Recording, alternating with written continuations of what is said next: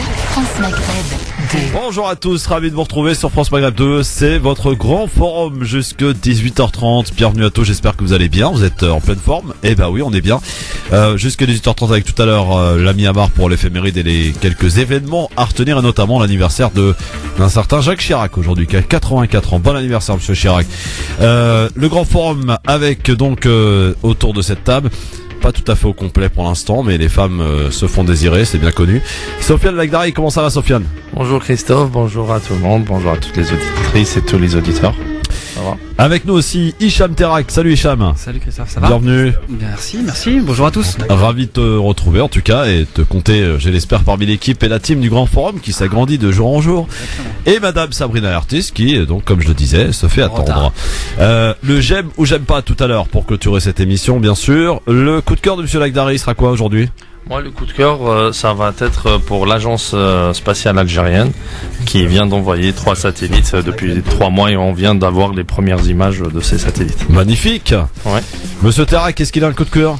Écoute, ouais, j'ai un petit coup de cœur, ou je sais pas si on peut appeler ça un coup de cœur, mais en tout cas, je vais parler de ce qui s'est passé il y a peu de temps. On appelait ça le Black Friday. Ah, le Black Friday. Exactement. Oui, c'était ce week-end. Exactement, tout Ouais. à fait. On a fait des affaires d'ailleurs. Il paraît. On recevra tout à l'heure Fatma Shekel, qui est la secrétaire d'État à la jeunesse tunisienne. C'était à l'occasion de sa visite à Paris. Tarek Mami l'a rencontré. Et on l'écoutera en guise d'invité. Donc tout à l'heure à partir de 17h. L'avis tranché de Monsieur Lagdari. Ah, ça va être l'austérité ou l'euro, en rapport bien sûr avec l'élection de François Fillon aux primaires des Républicains ce dimanche. Très bien, très bien. Monsieur Terak. Écoute, je pense que je vais surfer sur la vague. Je vais, à mon avis, en fonction des avis tranchés, je vais écouter attentivement et je vais donner mon avis à mon avis. Très bien. Un avis sur un avis. Exactement. Bon, très bien, c'est parfait. Du coup, on n'aura pas le programme pour l'instant de Madame Artiste qui arrive dans quelques instants. Je donne quand même le menu des sujets que je vous propose discuter avec les auditeurs, bien sûr, aujourd'hui. Une situation alarmante et effrayante à Alep Est. Les Nations Unies font part de leurs préoccupations alors que les rebelles ont perdu le tiers de leur position dans la deuxième ville syrienne. Avancée du régime, hein, et la France réclame une réunion d'urgence à l'ONU pour porter secours à la population. On parlera évidemment de politique française avec, à droite, François Fillon qui s'attelle à réorganiser son parti. 48 heures après sa victoire à la primaire, l'ex-premier ministre français choisit l'équipe qui va préparer la campagne pour le mois d'avril et pour la présidentielle. Et puis nous parlons aussi évidemment et direction Tunis pour ce faire, pour 2 jours de conférence pour essayer de relancer l'économie tunisienne 6 ans après sa révolution. Le pays voudrait attirer des investisseurs. Nous y reviendrons bien sûr, mais pour l'heure et pour commencer cette émission, bien entendu, c'est le traditionnel zapping sur France Maghreb 2. Le zapping, les meilleurs moments qu'il ne fallait pas rater à la télé, à la radio, sur internet. François Fillon, donc le vainqueur des primaires de la droite dimanche dernier, était l'invité du plateau de France 2 hier soir du journal de 20h. Et il a tenté de rassurer les téléspectateurs et ces nombreuses personnes qui se posent la question de la sécurité sociale au travers de ses propositions. Hier soir, France 2, François Fillon. Arrêtez cette polémique sur moins bien remboursé, ça sera pas le cas. C'est pas du tout ce que je propose. Ce que je veux, moi, c'est sauver la sécurité sociale. Et je veux surtout que les personnes les plus modestes, les personnes âgées, en particulier, ou les personnes aux revenus modestes, soient mieux remboursées qu'aujourd'hui. Et je voudrais faire remarquer à mieux remboursées par l'assurance maladie? Oui, enfin, ou par les mutuelles? Les deux, parce que déjà aujourd'hui, il y a des mutuelles qui prennent en charge un certain nombre de dépenses. Et donc, il faut simplement définir ce qu'on appelle le panier de soins. Mais je voudrais juste dire une chose. L'accusation que porte la gauche sur il veut privatiser la sécurité sociale, c'est exactement la même accusation qu'on portait contre moi quand j'ai fait la réforme des retraites en 2003. Il veut privatiser, il veut mettre par terre le régime de retraite par répartition. Aujourd'hui, non seulement il n'est pas par terre, mais je considère que j'ai largement participé à le sauver. C'est grâce à moi qu'il y a des gens qui ont commencé à travailler à 14, 15, 16 ans, qui partent à la retraite plus tôt. Et d'ailleurs, la gauche a entériné cette réforme. Voilà, donc il faut faire attention à ce qu'on dit cette sur violence. La question de l'assurance maladie, parce que vous sentez que c'est un point qui est très très discuté. Est-ce que vous pouvez nous préciser les soins qui seront effectivement transférés vers un remboursement par des mutuelles et ceux qui resteront dans le giron de l'assurance maladie? Aujourd'hui, je vais travailler avec les professions de santé, avec les responsables de l'assurance maladie, avec tous ceux qui ont un rôle à jouer dans ce domaine pour travailler à un projet qui doit être un projet permettant l'équilibre de la sécurité sociale, bien sûr, mais mais un projet qui améliore la couverture des soins, en particulier pour les personnes les plus modestes. C'est payant, Voilà. c'est payant, directement payant. On va voir. L'objectif, c'est de regarder s'il n'y a pas sur certains types de soins des personnes qui ont des revenus convenables qui peuvent participer un peu plus. Aujourd'hui, il y a énormément de franchises, il y a énormément de tickets modérateurs qui sont pas très justes, qui sont pas très lisibles. Donc, je voudrais remettre de l'ordre dans tout ça. Mais je le dis ce soir devant tous ceux qui nous regardent, je prends l'engagement de faire en sorte que toutes les personnes qui doivent être protégées, toutes les personnes qui ont des revenus modestes ou moyens, ne soient pas moins remboursées demain qu'aujourd'hui. Pendant ce temps-là, à gauche, panique après l'interview de Manuel Valls qui se dit prêt à y aller donc pour ce qui est de la primaire. Cambadélis, le numéro 1 des socialistes, hier, dans les 4 vérités sur France 2, essaie de sonner l'arrêt total des hostilités à gauche. Alors, on pense toujours à avoir vu, j'allais dire le pire. Hier, il y avait une interview dans le journal du dimanche que vous avez lu sans doute avec beaucoup d'attention, une interview signée du Premier ministre qui, en gros, défie François Hollande, qui dit clairement qu'il est prêt, qu'il se prépare pour la présidentielle. Est-ce que ça va trop loin ? Écoutez, moi je suis pour la primaire de toute la gauche, pas nécessairement la primaire avec la totalité de l'exécutif. Bon. Donc, il faut que l'ensemble des forces de gauche arrête. Moi je dis maintenant, on arrête. Ça suffit, la fragmentation, la rage de fragmentation. Il y a une espèce de rage qui s'est emparée de la gauche où il faut être le plus divisé possible. Quand on voit ce qu'il arrive, franchement, on devrait être au niveau ou à la hauteur. Deuxièmement, il n'est pas anormal que les socialistes, le Premier ministre, comme le Président de la République, s'interrogent sur la meilleure équation pour pouvoir gagner la présidentielle. Mais ça ne peut pas être au prix d'une crise dans l'exécutif. Voilà les 2 barrières que je fixe. Discussion, oui. Crise, non. Patrick Buisson, l'ancien conseiller de Nicolas Sarkozy, était l'invité de France Inter ce matin. Et après la chronique d'Alex Vizorek, il a quelque peu raillé la chronique. Écoutez. Écoutez, moi j'apprécie beaucoup. J'imagine la jubilation des auditeurs de France Inter. Vous venez de livrer évidemment en 10 minutes un festival de caricature qui va leur apporter une jouissance infinie. Ajoutons la disqualification morale à la délégitimation politique. Hier, les commissaires politiques étaient des types sinistres qui prononçaient les peines de mort sur le ton de la gravité. Aujourd'hui, c'est la dérision, vous êtes sympathique, c'est drôle, le bourreau rigole, voilà. Et puis, la sentence quand même est toujours la même, on disqualifie moralement celui que l'on veut délégitimer politiquement. Je ne me reconnais en rien dans cette caricature, très drôle, mais qui montre bien d'ailleurs l'esprit dans lequel tout ce que je peux dire est abordé, c'est-à-dire jamais sur le fond, toujours sur les procédés ou les méthodes. Ça se passait comme ça dans l'Union soviétique. Ils étaient beaucoup moins drôles que vous. Je suis pas sûr qu'on me laisse parler et je suis pas sûr qu'on me laissera rire encore longtemps. Et pour terminer ce zapping, vous le savez, la polémique autour de l'interview dans le JDD de Manuel Valls et après son déjeuner avec François Hollande hier, il s'est envolé en Tunisie et a tenu à mettre fin à cette polémique. Manuel Valls, ce Premier ministre en Tunisie. J'ai rencontré, comme je le fais plusieurs fois par semaine, le président de la République, dans un climat qui est toujours le même. Il ne peut pas en être autrement. Qui est un climat serein, de confiance. Nous abordons d'abord les affaires de l'État, celles de la France. Nous avons aussi abordé la situation politique. Ne faites aucune déduction de ce qu'il en sort, sinon quelque chose qui est extrêmement simple. J'ai déjà eu l'occasion de le dire hier dans un entretien au journal du dimanche. J'ai le sens de l'intérêt général, le sens de l'État, me semble-t-il, le respect des institutions.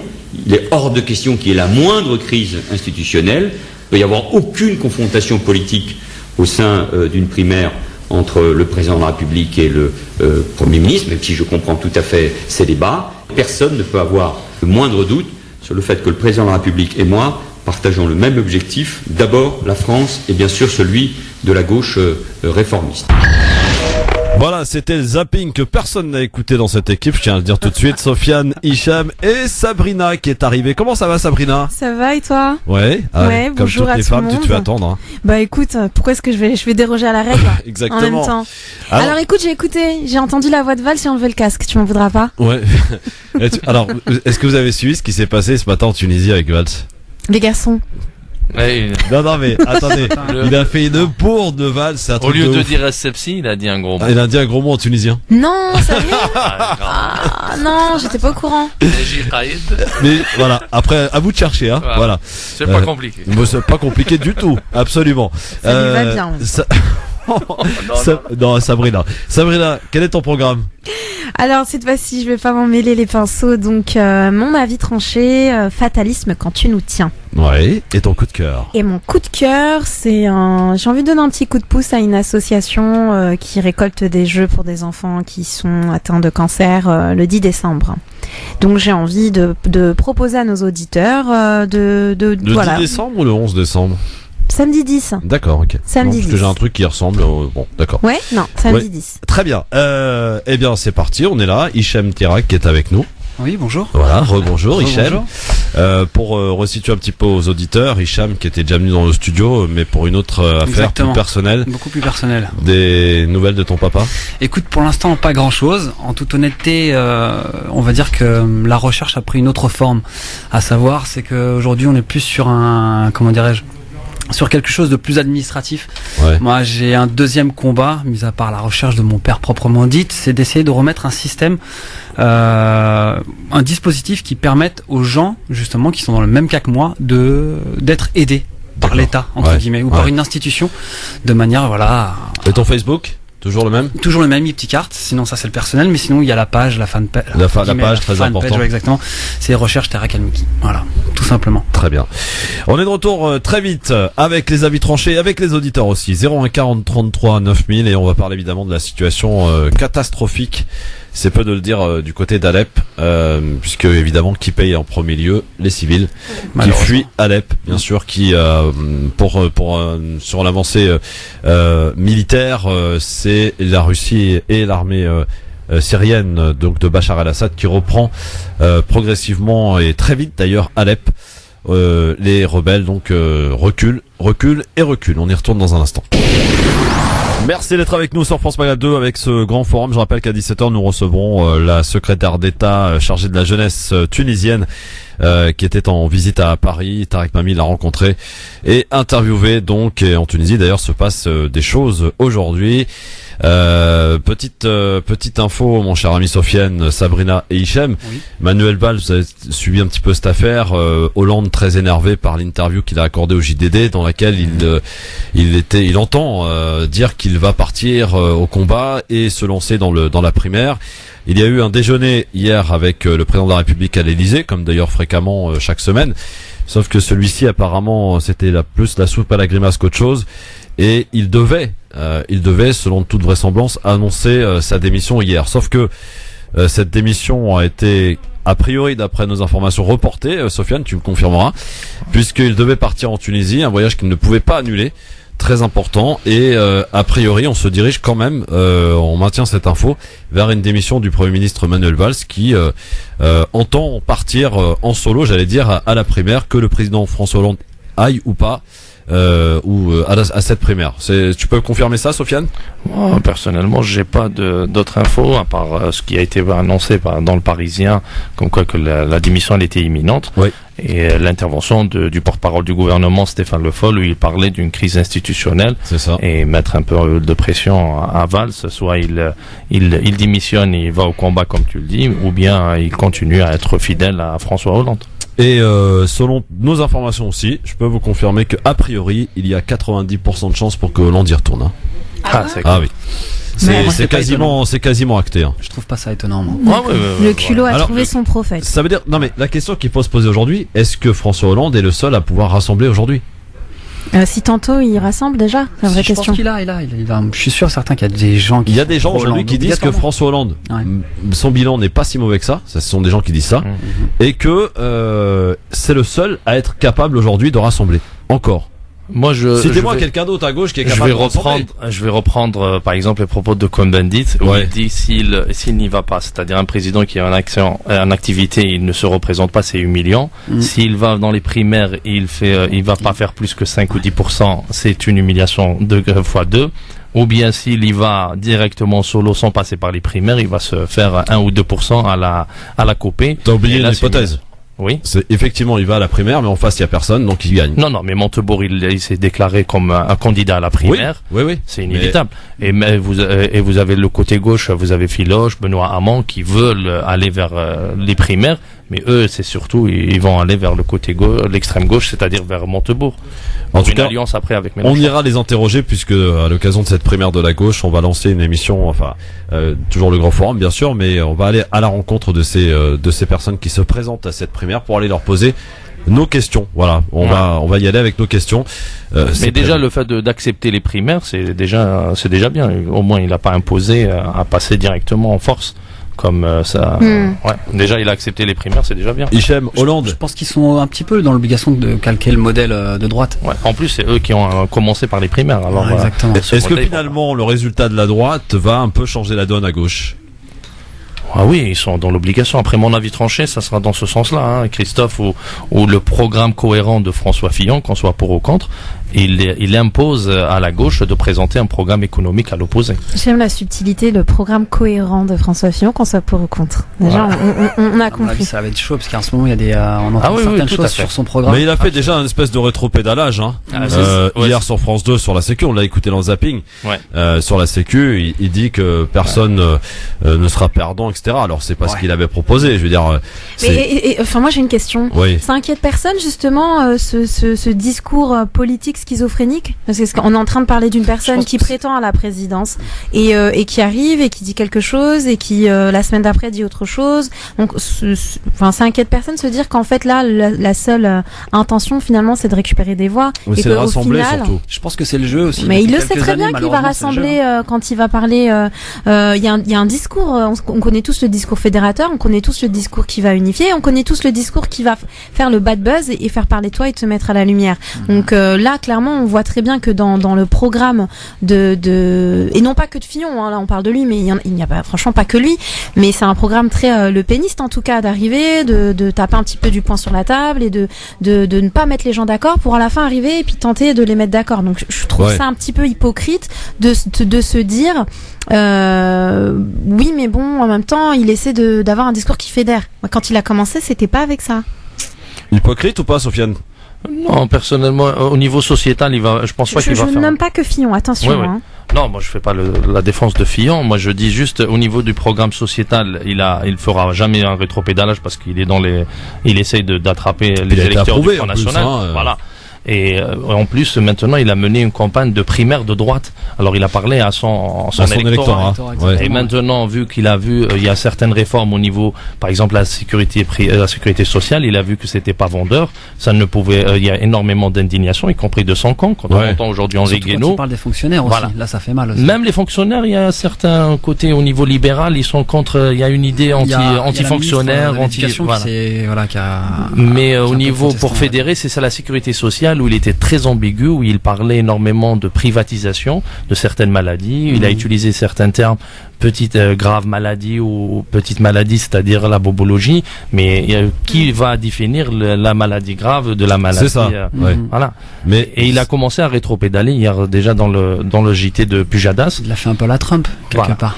Oui, c'est ça, effectivement. Mais ce qu'il faut se dire, Sabrina, Hichem et Sofiane, chers amis auditeurs, c'est que le score de François Fillon est très indicateur sur ce qui va se passer par la suite, parce que s'il avait gagné cette primaire avec 52 ou 51%, il n'aurait pas pu faire la même chose.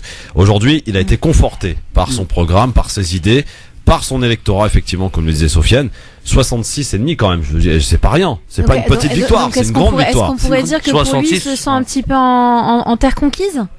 Bah, quelque part, oui. En tout cas, peut-être aussi au fait le fait qu'il ait une victoire écrasante, on va dire, parce que c'est peut-être celui qui a le moins ou pas de casserole.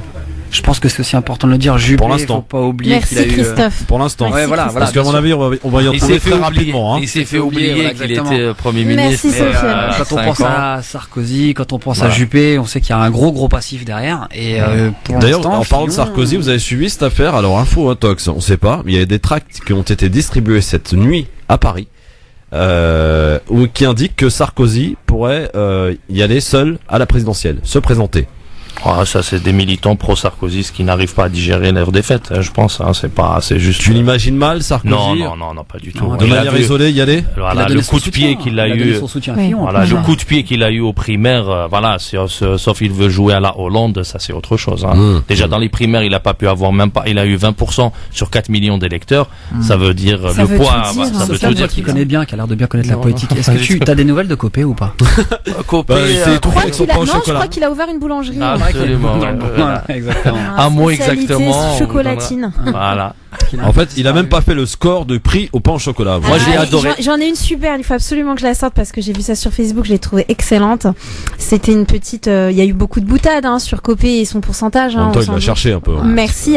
Et puis il y avait une petite phrase comme ça qui disait il faut que je vous laisse, j'ai plus de batterie, il me reste 0,03% de Copé. Ça voulait tout dire.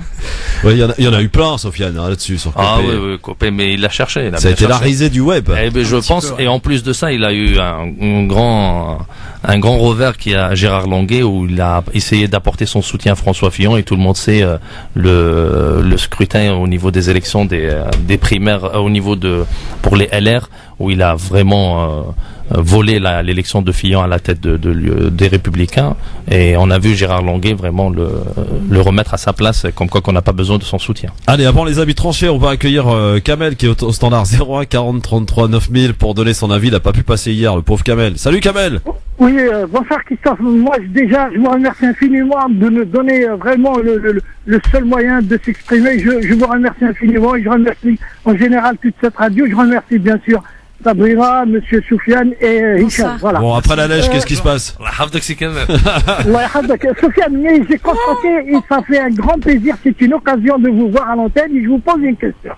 Vous avez pris une décision, Soufiane, d'être pro-Fillon contre Juppé. Moi, je pense, à mon avis, c'est en fonction de sa position internationale à propos de son, on va pas dire qu'il est pro-Bachar, mais en fonction de de ses relations de Fillon avec la Russie. Je pense, Sofiane. Tout à fait. Voilà, vous me reconnaissez et vous ignorez les propos de Fillon sur notre communauté, sur l'islam et en France où vous vivez. Je commente les résultats. Moi, à mon avis, je pense que Juppé a fait une très mauvaise erreur de parler à la gauche pendant une primaire de droite. Quand vous êtes dans une primaire de droite, vous êtes obligé de s'adresser à un électorat de droite. On sait que la France est en train de se droitiser complètement vers les extrêmes. Et je peux vous dire que moi, à mon avis, quand vous écoutez Fillon, moi je l'ai écouté le vendredi dernier, c'était à Versailles, ça touche l'électeur de droite quand il dit que dans une cité, que le mec, un Français d'en haut qui touche le SMIC et qui voit celui d'en bas, les gens d'en bas qui trafiquent la drogue, il touche 10 fois plus, ça touche beaucoup. Quand il dit que je vais supprimer l'aide médicale gratuite aux sans-papiers, ça a un poids pour l'électorat de droite. Et à mon avis, moi, ce que je tiens à dire, c'est que... Mais Kamel, il a tenu ses propos pour être élu. C'est ça? Bien sûr, vous savez, dans la vie, il faut être malin. Dans la politique, il faut être Juppé malin. n'est pas malin, alors. Vous croyez que Sarkozy, quand il balançait des mots, je vais expulser tous les sans-papiers et tout, est-ce que ces propositions, il les a appliquées? Non, mais c'est un moyen d'accepter et que Juppé, le prof, a été vraiment... et je pense que Juppé n'est pas une bête de scène comme Sarko ou Fillon. Parce que peut-être il a suivi les sondages. Peut-être il a suivi les sondages. Ça fait 2 ans qu'ils le mettent à la une de tous les journaux, comme quoi que c'est les prochains présidents de la République. C'est peut-être ça qui... Juppé. Non, Juppé. Je pense qu'il a eu des sondages, mais c'était pas... Il faut jamais croire les sondages parce que ça représente pas une population française. C'est vrai qu'ils n'ont pas très bonne presse en ce moment, les sondages. Il faut dire. Brexit, Trump, Fillon. Ça va être quoi la suite? En Angleterre, mais ce que je tiens à dire, c'est que il y a beaucoup de choses à dire, moi. pas une bête de scène comme Sarkozy ou Fillon. Moi, personnellement, je n'aime pas ces personnes. Mais quand j'ai écouté Fillon, j'étais branché. J'ai pas voulu y aller ni à la cuisine, ni rien. C'est bien, vous êtes un homme modèle, vous allez à la cuisine, vous déjà. C'est bien, c'est un bon point, Kamel. Mais quand je vois Sarkozy, c'est vrai, même si j'aime pas ses idées, mais c'est un communicateur. Il communique, même si ses propositions ne passent pas. C'est la seule chose qu'on ne pourra pas lui reprocher. C'est vrai que c'est une bête de scène, Sarko. Ça, c'est vrai. Ouais. Mais ce que je tiens à dire, même s'il n'applique pas, mais c'est ça, c'est la politique, il faut être malin. Dans la vie, Juppé, il a utilisé la gauche inclinée à gauche pendant la primaire de droite, et c'est une erreur catastrophique. Il peut le faire, mais pendant les élections présidentielles. Je reviens sur Alep. Non, ça y est, stop, Kamel, sinon on n'a pas le temps là. Rapidement, qu'est-ce qu'il y a? Ah, c'est là où t'aurais dû appeler, Kamel. Oui, parce que Kamel, ça le démangeait en fait, depuis. T'as perdu, rapidement. Vas-y. Il faut protéger les civils. Oui, ça on est tous d'accord. La dernière fois, quand elle a dit que les Russes, c'est pas possible qu'ils vont faire une pause, après ils redémarrer les bombardements. Il faut protéger les populations. Ces populations sont maintenant dehors, 16 000 civils qui sont en froid, des bébés de 3 mois, 4 mois. Ils sont partis où, Kamel? Ils sont partis où? Les civils. Ils sont partis où? Ils sont partis, je pense, vers la côté est, là où il y a le régime. L'ouest, Kamel. Ou vers les régions.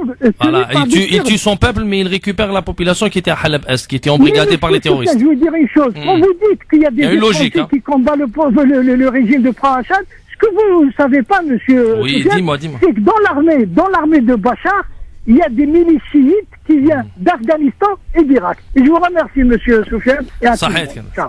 Voilà, c'est Kamel, ça. Il lance une punchline et hop, il s'en va après. Hein, voilà. Tu savais pas, Sofiane, il y a des milices chiites. Je vous remercie. Mais ils se cachent pas, les milices chiites, hein. Les gens qui sont venus d'Afghanistan, du Hezbollah, de l'Iran. Il y a des militaires russes. On est dans un camp contre un autre. De l'autre camp, il y a des soldats qui sont venus d'Arabie Saoudite, de 83 pays, comme il a dit le représentant de l'ONU, Lakhdar Ibrahimi. Il y a 83 nationalités qui se battent contre le pouvoir syrien.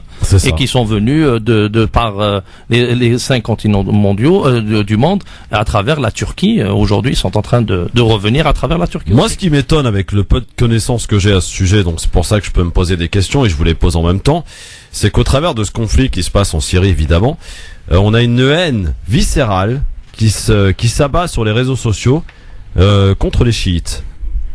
Non, je pense. Vous avez pas remarqué?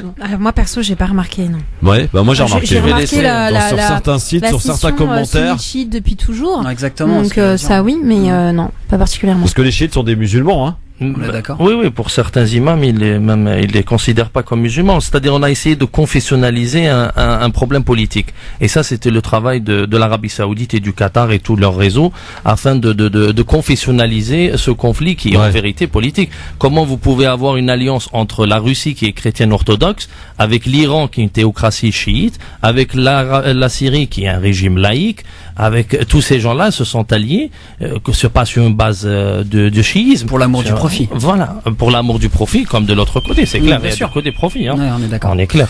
Alors, juste avant de passer aux avis tranchés, vous avez suivi ce qui s'est passé. Cet avion bolivien, un avion de la compagnie Lamia qui s'est donc écrasé il y a quelques heures en Colombie, près de la ville de Medellín. 81 personnes se trouvaient donc à bord et seules 5 d'entre elles ont survécu. J'avais pas une équipe de foot. Hein. Ah ouais, absolument. J'avais pas vu qu'il y avait des survivants en fait. Ça s'est passé donc vers 22h hier, l'avion qui est parti de Santa Cruz. Tout le monde sait où se trouve Santa Cruz. On a Santa Cruz aussi à Oran. Hein. Oui. Non, c'est pas là. En Bolivie, hein. Donc cet avion volait près de la ville de Serra et la Union, dans une région montagneuse au sud-est de Medellín. À son bord, donc 9 membres d'équipage et 72 passagers, dont l'équipe de football brésilienne Chapecoense. Selon le directeur de l'aviation civile colombienne, les pilotes ont rapporté une panne électrique. Et lance un SOS. L'avion reçoit la priorité pour un atterrissage d'urgence sur un aéroport de la capitale, mais le contrôle aérien perd ensuite le contact et l'avion s'écrase à La Union, une 50aine de kilomètres de Medellín. Les secours donc sont immédiatement envoyés sur place. Sur les 81 personnes, comme je disais, seuls 5 ont survécu, 3 joueurs et 2 membres d'équipage. Blessés, ils ont été transférés vers un hôpital. Un 6e survivant du crash est décédé pendant le trajet. L'équipe de Chapecoense fait figure de petit poussé du football brésilien, créé en 1973 dans la ville de Chapeco, dans le sud du Brésil. Le club avait monté ces dernières années des échelons jusqu'au sommet de la Ligue A il y a 2 ans. Il devait y affronter demain l'Atlético Nacional en finale de la Coupe sud-américaine, après avoir battu le grand club argentin San Lorenzo la semaine dernière. Donc voilà, 5 survivants par rapport à ce crash d'avion. Vous avez remarqué, c'est une série. Quand on parle de crash d'avion, il y en a plusieurs d'un coup, puis on n'en entend plus parler, puis hop, ça revient. Voilà. Tu sous-entends qu'il va y avoir d'autres accidents? Bah non, je sous-entends rien du tout, et j'ai évidemment tous de souhait que ça n'arrive pas, parce qu'on est tous autour de cette table confrontés à prendre l'avion, et c'est vrai qu'on a à chaque fois on a un petit peu peur. Enfin, pas vous, non? Quand il y a des turbulences, ouais. Ouais, ah ouais, bon, je me souviens. Alors, tu parles de ça. Je voudrais raconter une petite histoire personnelle. En retour de République Dominicaine, il y avait un ouragan à Cuba. Et ben, je peux te dire qu'on l'a senti au retour. Hein. C'était terrible. Ça bougeait à l'intérieur un peu. Ah, mais ça bougeait, un truc de ouf. Truc, mais ça bougeait. C'est pas que ça bougeait à ce stade. C'était pire qu'un manège là. Pire que le Grand 8. C'est là où on s'aperçoit qu'on est très peu de choses en fait. Exactement. Allez, on va passer aux avis tranchés. C'est parti. 5, 4, 3, 2, 1, 0. Si je fais quoi que ce soit, c'est la mise à pied. Alors piétinez-moi, allez-y. Moi, je sais pas ce que t'en penses, Sabrina, mais j'avais l'habitude quand c'est la première fois pour un chroniqueur tel que Hichem de le faire commencer. C'est un petit peu le. C'est vrai. Non, tout à fait. C'est vrai, on était en train, là en off, on était en train de se dire non, vas-y, toi commence. Bah ouais, non mais c'est notre petit bisoutage à chaque fois, nous. Bon, bah écoute, allez, vas-y. Est-ce que t'es prêt à relever le défi d'abord? Ouais, je veux. Oui, bon, alors Hichem, Terak, c'est parti, on t'écoute. Alors tout d'abord, pour commencer, pardonnez-moi pour mes petites fautes. Je vais essayer de faire ça correctement, d'accord? Je vais vous parler du Black Friday. Je pense que tout le monde sait ce que c'est que le Black Friday. Oui. Je vais vous expliquer. Alors comme vous le savez tous, il y a eu maintenant quelques jours le Black Friday. Alors tout d'abord, c'est quoi le Black Friday? Aux États-Unis et au Canada, le Black Friday, autrement dit le vendredi noir, se déroule le lendemain du repas de Thanksgiving. Et je vois à vos têtes que vous allez me demander qu'est-ce que c'est que Thanksgiving. Alors, eh bien, historiquement, Thanksgiving était un jour de fête dans les sociétés européennes paysannes durant lequel on remerciait Dieu par des prières et des réjouissances pour le bonheur qu'on avait pu recevoir pendant l'année. C'est magnifique. Bon, bref, aujourd'hui, ça se traduit par 46 millions de dindes mangées à Thanksgiving l'an dernier, rien qu'aux États-Unis. Et là, je vous entends déjà dire, mais que fait Brigitte Bardot? Réponse, je sais pas. J'ai cherché sur Internet, rien, elle n'a pas communiqué là-dessus, sur ce massacre, parce qu'on parle de massacre. Donc elle devait être sûrement en train de manifester devant un quick halal. Bref, nos amis américains ont dépensé jeudi dernier 1,15 milliard de dollars, à peu près 1,10 milliard d'euros, sur Internet à l'occasion de cette fête. Un chiffre en hausse de près de 14% par rapport à l'an dernier. Les chiffres sont vérifiables sur Internet. Les économistes considèrent très sérieusement ce chiffre comme un bon indicateur du moral, des ménages américains. Donc, si tu bouffes de la dinde et que tu es américain, c'est que tu vas bien. Donc, Thanksgiving marque le coup d'envoi de la période des achats de fin d'année. Les commerçants profitent de ce moment pour proposer des soldes importantes, voire uniques. Les clients s'amassent souvent dès la veille ou en pleine nuit devant les portes de magasins pour acheter à moindre prix.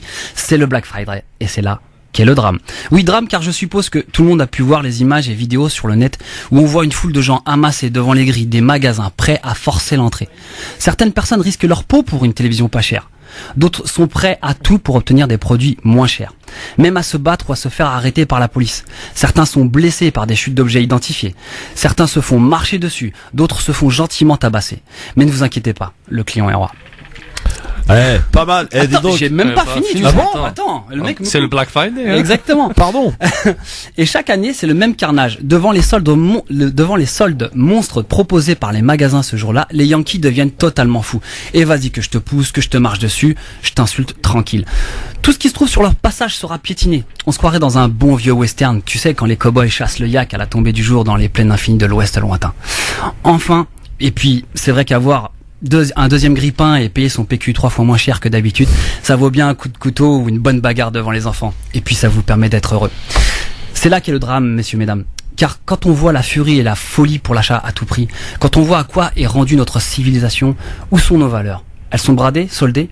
Il y a vraiment de quoi s'inquiéter. Nous sommes des moutons consommateurs. Oui, des moutons consommateurs. Donc, surtout cons. N'oubliez pas que le meilleur cadeau, d'une valeur inestimable, peut se résumer à une présence, un sourire, ou tout simplement accorder du temps à quelqu'un, ou même un coup de fil. Et pour ça, croyez-moi qu'on risque rarement sa vie. En fait, les meilleures choses n'ont pas de prix et sont souvent gratuites. Et pour finir, à tous, je vais vous poser la question à 10 balles ou je remballe. L'humain est-il devenu vénal? Merci de m'avoir écouté. Oui, la réponse est oui. Ah bon? T'en es sûr? 100% même. T'en es vraiment sûr? Bien sûr. On est vénal, Sabrina, non? Oui, on l'est ou pas. Pourquoi ou pas? Assume. J'essaie un petit peu de me sarkoziser, excusez-moi. Fioniser maintenant. Non, mais j'ai bien aimé ton avis. Merci. Ton avis. Bravo. Est-ce que vous avez fait le Black Friday? Non, moi je l'ai pas fait, moi. Non, Sofiane? Non, pas du tout. Non, pas du tout. Vous avez pas une petite télé à rechercher, un petit truc? Moi je l'ai fait, j'en ai bénéficié en plus. Ah, voilà. ouais. Et j'ai fait une bonne affaire. Voilà. Ah, voilà. Donc, T'as acheté quoi un MacBook. Un MacBook. Ouais. Ah bien, Ouais. respect. Non, mais ce qui est bien, c'est que Respect, il a fait une chronique là-dessus, il lui dit respect. Bonjour, bonjour, c'est sur France Maghreb 2, l'émission Le Grand Forum. La vie tranchée qui change.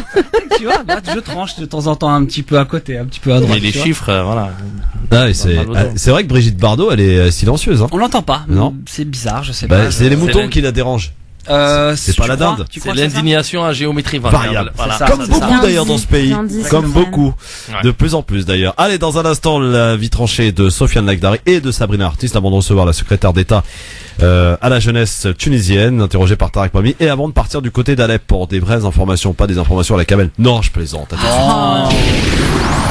Le Grand Forum, merci d'être avec nous en ce mardi 29 novembre. J'espère que tout va bien pour vous avec sur ce plateau aujourd'hui dans LGF, le Grand Forum jusqu'à 18h30. Hichem Terak qui est avec nous. Bonjour. Sabrina Artist et Sofiane Lakhdari qui est avec nous pour commenter l'actualité. Bien sûr avec vous aussi au 01 40 33 9000. On était dans la vie tranchée pour le Black Friday que vous avez certainement fait tous et toutes. Hein. J'en suis sûr qu'il y en avait beaucoup ce week-end. Ça s'est terminé. Pas vu en comment tout cas il l'a hier. présenté, hein, ça faisait très dinde quand même. Hein. Ouais, le Black Friday que nous a proposé Hichem. Rien à voir dans la vie tranchée de Sabrina Artist que je vous propose d'écouter maintenant. C'est parti. Beaucoup trop s'accordent à dire que voter gauche ou voter droite, c'est choisir entre une hypercute du gauche ou de la droite. Fatalisme quand tu nous tiens. Lorsque l'opportunisme nul ne retient, la victime nul ne plaint. Lorsque la matrice elle-même s'est faite violer par des lois voilées sous nos yeux, on comprend pourquoi Adama est un nom qui ne compte que pour les véridiques. Oui, je critique, je décortique aisément le manque d'éthique du gouvernement. 2017 est une version remasterisée de 2012. Qu'est-ce qu'on fait si ce n'est l'élection de la loose? Avec un FN foncièrement droite, à moins que ce ne soit une droite à gauche, j'en perds le nord et encore plus si je dis venir du sud. Ne parlons pas des arrivants de l'Est, que tout le monde fuit comme la peste, et puis pas sûr qu'à l'Ouest rien de nouveau, depuis le 8 novembre. On ne sait plus en qui croire, alors on laisse à croire le désespoir. Les urnes ont peur d'être vides, tel un cadavre livide, elles servent pour beaucoup d'urinoirs, tant le choix est loin d'être aussi beau qu'un faire-part. Allons enfants de la patrie, le jour de gloire s'est envolé. Fatalisme quand tu nous tiens. Tes enfants sont désabusés, alors pour les faire rêver, tu leur offres un Black Friday sur lit de mariage à l'aveuglette, comme un tir à la roulette russe, ça aide à dire tchuss à la révolution. Autocondamnation, le peuple se croit damné, alors il s'est condamné. L'homme perd en citoyenneté comme on gagne au loto. Misé dessus, il aimerait, mais ne voit de la société que ses grands mots. Avec ces mots, Shakespeare l'avait prédit. L'enfer est vide, les démons sont ici. Fatalisme, quand tu nous tiens. On poutinise par là, on trompe par-ci, pendant qu'on ampute certaines religions. Au singulier, s'il vous plaît. On a mis sous cloche les cendres des crimes contre l'humanité, histoire de reprendre à César son empire en réécrivant l'histoire. Laïcité oblige, l'oligarchie officieuse s'officialise sous le règne d'une politique dont tous s'accordent à être en désaccord, sauf que le tort est causé au peuple. Le pays est en guerre pour certains, c'est l'heure de la révolution pour d'autres, et la triste fin d'une révolution qu'on enterre avec Castro. Le vote n'a plus de valeur pour les abstentionnistes. On crie à l'extrémisme pour ceux qui ne jurent que par l'urne pour s'exprimer. Douce France, beaucoup diraient que tu souffres de schizophrénie. Au lieu de grandir de ta pluralité, te voici victime de ta propre singularité. Des unions, des illusions, des enchantements, tu es pourtant si belle. Ta politique a un goût de marketing au rayon télé, ton économie a un goût édulcoré par notre palais, ta justice se digère très mal aussi. Le voici, le fatalisme maladie 100% fabrication française. Et on ne peut que le comprendre, sauf pour ceux qui filent à l'anglaise. N'en déplaise aux produits dérivés le péniste, moi, je reste ici. La France, c'est ma France. Le fatalisme, on en guérit. Difficilement, mais on en guérit. Ça prend du temps, car plus tu veux y croire et plus le décor ambiant est noir. Mais ça commence par toi. Ne plus voter contre, mais voter pour. Ne plus subir, mais élire. Ta citoyenneté n'a d'égal que ton identité. Les valeurs universelles, quelle que soit ta religion ou ton parti, sont un grand bien à ta citoyenneté. Alors, utilise-le. Si tu penses que tu ne peux changer le pouvoir, c'est que tu n'en as pas le pouvoir. Fatalisme quand tu nous tiens, me voici prête à te laisser sur le chemin et à me prendre en main pour un vrai meilleur lendemain. Fatalisme quand tu nous tiens, Hichem, Sofiane. Top. Très joli texte. Merci. Bah, c'est du Sabrina l'artiste en même temps. Merci. Pour ceux qui ne connaissent pas, voilà, nous, on n'est pas surpris. J'aurais dû prendre la parole avant parce que c'est très difficile. Oh là là. Et non. Ah, c'est vrai qu'on dit souvent on regarde le meilleur pour la fin, je sais pas. Non, j'aurais dû, moi. La prochaine fois, ça sera Sabrina, moi, personnellement. Non, mais on a tous un message à transmettre, on le transmet. L'essentiel, c'est surtout ça, c'est d'essayer de faire passer un message qui soit perçu et qu'on essaye en tout cas de conscientiser. Au-delà de l'écriture, à chaque fois très juste et bien fait, est-ce que vous avez des critiques à apporter quand même à cet avis tranché? Messieurs, vous vous êtes laissés envoler et emporter par la belle voix de Sabrina. Je sais pas comment on appelle cette façon d'écrire. Moi, je suis pas un expert en français, je suis plutôt arabophone. Et on utilise en arabe, quand ça finit par les mêmes mots, on appelle ça en arabe sija. Je sais pas en français. Des rimes. Voilà, ce rime-là, voilà, on appelle en arabe sija. Et il y a pas mal de gens qui sont. J'adore moi ce genre de choses et je viens de découvrir en langue française, alors c'est bien. Merci. Ouais. Hichem, tu peux tacler, hein, vas-y. Non, j'ai pas taclé, j'essaie de. Il veut du tac, Christophe. Si tu tacles ce genre de choses, c'est vraiment. Non, en fait, par rapport, pardon. Le fond, il a texte, en fait, voilà, justement, ça me laisse un petit peu pas sur ma faim, mais je réfléchis et je me dis que voilà, avec tes jeux de mots, c'est vrai qu'en ce moment on est ballotté en fait entre la droite, la gauche, la droite. On essaie de trouver entre guillemets une direction commune. Malheureusement, ça tend beaucoup à droite, même à gauche. C'est un petit peu le discours ambiant, même pour les gens qui sont profondément à gauche. On parle toujours d'identité. Donc c'est ces échos-là qui me reviennent et je me dis que finalement, je sais pas comment on va faire. Il paraît qu'il faut. Il faut se battre. Commencer par sortir du fatalisme déjà et se dire qu'on peut s'en sortir. Et le défaitisme. Voilà, commencer par ça. Se battre, s'indigner, voilà. Participer à la vie politique et ne pas rester à la maison et dire que ou tout le monde est pareil. moi je le dis souvent, utiliser les réseaux sociaux aussi. Pour se faire entendre, qui peuvent être un bon outil pour se faire entendre. Mais aujourd'hui, c'est devenu les réseaux sociaux sont devenus surtout un outil primordial pour les politiques. On voit aujourd'hui, par exemple, Mélenchon, qui a depuis quelques mois axé sa communication sur Internet. Bien sûr. Et je trouve même ses meetings. On en parlait en antenne tout à l'heure par rapport à Twitter aussi, qui était un excellent. Par exemple, Donald Trump, toutes ses déclarations, la majorité des prises de position, elles ont été faites où les médias l'ont su à travers ses tweets. Exactement. Voilà. C'est ça. Mais ils ont compris. Mon cher ami Sofiane, dans un instant on va t'écouter, mais pour l'heure, c'est l'heure d'accueillir notre invité, interrogé par Tarek Mami à l'occasion de sa visite à Paris. C'est la secrétaire d'État de la jeunesse tunisienne qu'a rencontré donc Tarek Mami. France Maghreb 2, l'invité de la rédaction.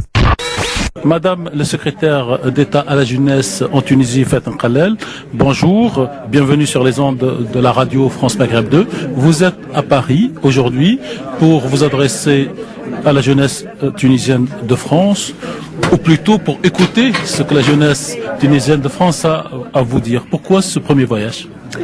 Alors, d'abord, merci pour cette interview. Je suis contente d'être là et d'être là avec vous. Alors, ce premier voyage et cette première visite s'intègre dans le cadre du dialogue national sociétal pour les affaires de la jeunesse. Ce dialogue sociétal se compose de plusieurs parcours, mais notamment un dialogue direct avec les jeunes. Il s'intègre dans le, enfin, on y a procédé par dialogue direct avec les jeunes. Et justement, nous sommes là pour écouter principalement parce que je pense que les politiques jusque-là ont beaucoup parlé et justement il est temps justement d'écouter la jeunesse et pour nous ça servira de base d'analyse et de base de données justement pour traiter des données pour par la suite pouvoir élaborer une politique nationale et une stratégie nationale pour la jeunesse tunisienne, qu'elle soit en Tunisie ou ailleurs, hein, toute la jeunesse tunisienne nous concerne et justement cette stratégie va nous permettre de les aider à se développer au meilleur d'eux-mêmes et de justement de s'accomplir pleinement. C'est ça finalement notre objectif, c'est d'avoir une jeunesse épanouie et qui se développe comme la jeunesse dans les pays développés. C'est notre objectif. Merci. Donc pour expliquer un peu mieux pour nos auditeurs à France Maghreb 2, il va y avoir un congrès fin décembre. Ce congrès serait, pour la jeunesse, le congrès de la jeunesse, serait le fruit d'un travail de presque une année d'écoute, de dialogue et d'échange avec les Tunisiens de Tunisie et maintenant les Tunisiens de France. Alors, est-ce que vous avez mis un cadre général? Quelles sont les questions qui vont donc être débattues? Est-ce que c'est l'emploi? Parce que c'est aujourd'hui essentiel. Est-ce que c'est l'emploi, plus la culture, plus le développement personnel? C'est quoi les thèmes que votre ministère a retenus comme base de réflexion? Alors, nous avons 7 thèmes sur lesquels nous avons travaillé. Alors, il y a le développement et nous avons voulu parler de développement et pas forcément de développement économique, parce que dans le développement, il y a le développement économique et social et le développement humain aussi.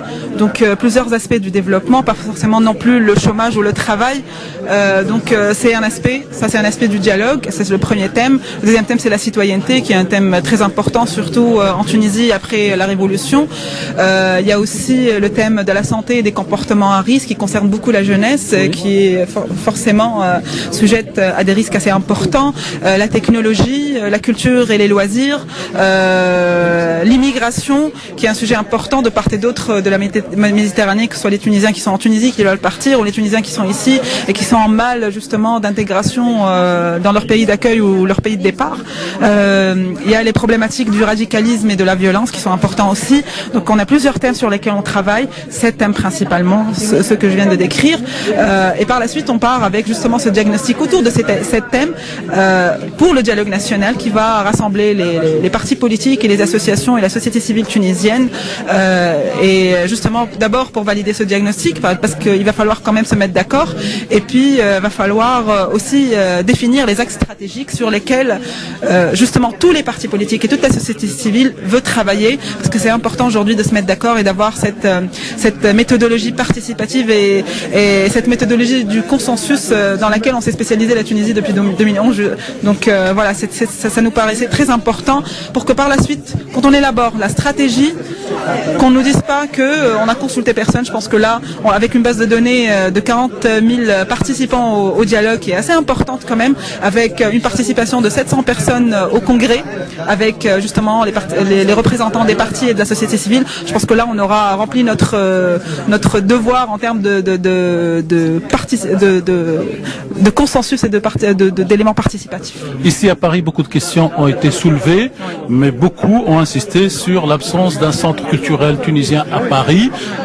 Comment vous allez intégrer donc cette demande dans vos conclusions, et comment vous pouvez, en tant que secrétaire d'État jeune qui vous êtes battu pour réussir donc à rentrer dans la sphère politique, vous le dites vous-même, l'avantage c'est que quand on est jeune et qu'on se bat, qu'on rentre en politique, on amène un regard neuf et on est plein de convictions. Donc comment vous allez pouvoir transmettre cette demande fondamentale d'un centre culturel aujourd'hui à vos collègues, au président de la République, au Premier ministre? Je pense que cette problématique, je pense qu'on va la débattre directement avec monsieur le ministre de la Culture. Je pense que je vais lui transmettre la demande directement. On va pas attendre d'analyser. Je pense que la demande est claire, c'est une demande précise. Donc je pense qu'on va la lui transmettre, on va en discuter, justement voir comment intégrer la société civile qui est établie ici, la société civile tunisienne établie en France, et voir comment rapidement répondre à ce besoin, enfin à cette demande qui est pressante justement.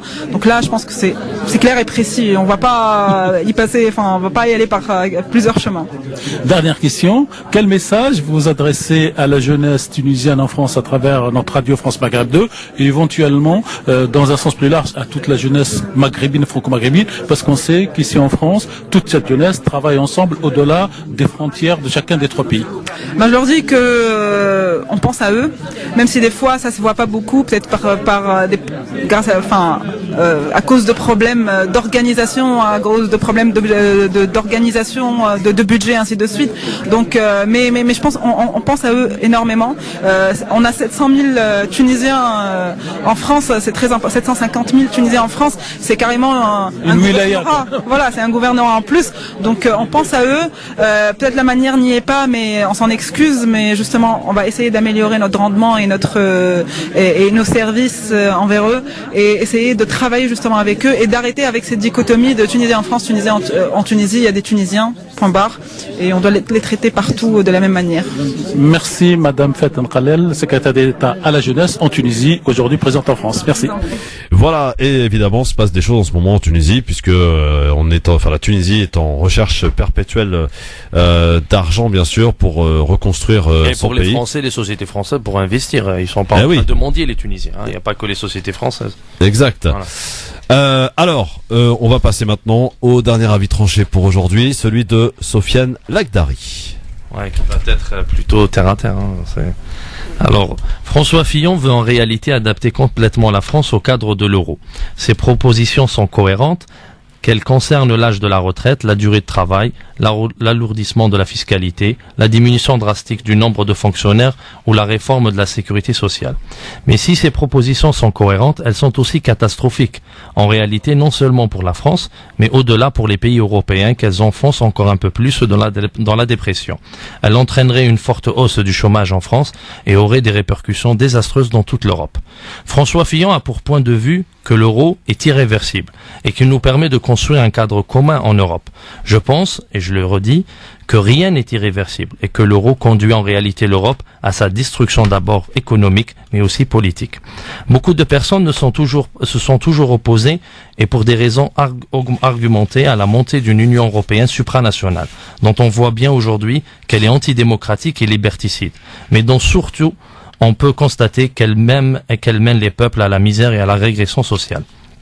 Plus que jamais, l'élection présidentielle qui s'annonce sera celle où le choix de l'euro ou de l'austérité sera le plus clair. Elle opposera deux visions de l'avenir de la France et deux cohérences. Cette cohérence reste cependant largement à construire chez les opposants à cette politique, soit Nicolas Dupont-Aignan, Mélenchon, Marine Le Pen ou François Asselineau.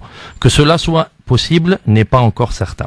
Il faudra donc construire une cohérence alternative en montrant à la fois tout ce que l'euro impose, mais aussi et surtout tout ce qu'une sortie de l'euro permet. Il faudrait établir une cohérence entre la macroéconomie et la microéconomie.